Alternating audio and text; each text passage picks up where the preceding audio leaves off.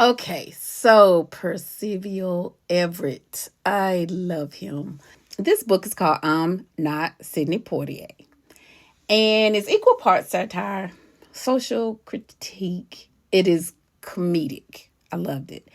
This I'm Not Sidney Poitier is one of those novels that make you laugh, think, and then laugh again. It's strange, sharp, and completely unforgettable. An American story told absurdly and in truth.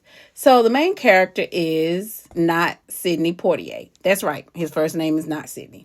He was born into wealth after his mother invested in, well, I wouldn't say born into wealth. He was born, his mother passed away. She invested early in a TV company, a television company, TBS, the Turner Broadcasting System in Atlanta, Georgia, to be exact. And Not Sidney grows up under the guardianship of media mogul Ted Turner after his mother has passed away. And despite Not Sidney's success, his life is anything but normal, actually rather strange. Now, this book does take place in, I would say, mid-60s, late 60s. So, and he's in the South, so I'll leave that as it may. Not Sidney does attend Morehouse College in Atlanta, and while attending Morehouse, he attempted to pledge Omega Psi Phi. He did meet a girl from the DMV area and had Thanksgiving dinner with her. Although her parents did not like the shade of his blackness, they said he was a bit too dark. They did not know, though, that Ted Turner was his guardian. So not Sidney decides to take a trip across country to Los Angeles in a Buick Skylark after he decided he wanted to find out more about his mother. As he attempts to leave the South, he encounters several events, comedic events actually, that are based on racial and prejudice beliefs.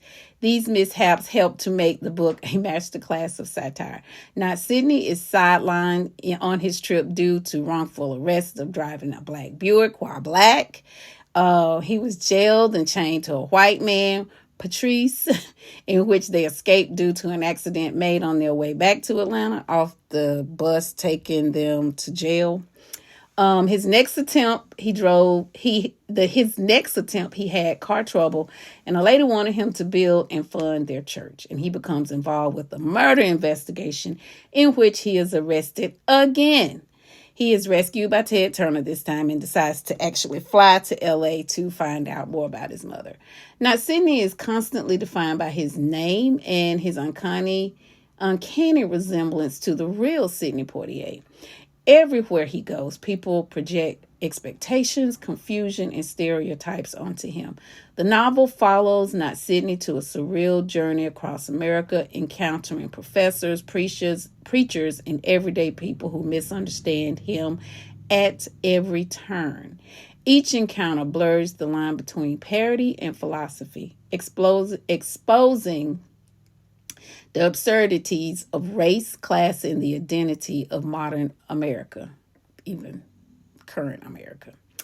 Everett doesn't just poke fun at society, he dismantles it piece by piece using wit and irony as his tools.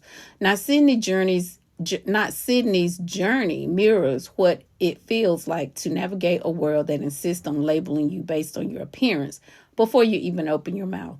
The tone is comedic, but the message is seriously deep. Everett forces you to confront how much identity is shaped, not by who we are, but how others see us.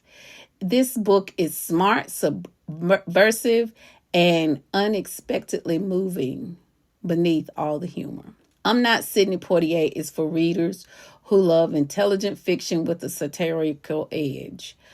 I will say that the title of this book reminds me of a book that I taught when I taught elementary school called Bud Not Buddy. And it's very similar almost because Bud also loses his mother and goes through similar racial situations while letting people know his name is not Buddy, but Bud, by Christopher Paul Curtis.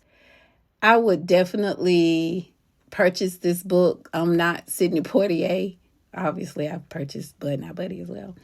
Definitely 5 out of 5. If you like to read this book, it is 234 pages, 8 hours long if you listen to it on audio, and you will find yourself chuckling throughout the whole book. It was great. Bye.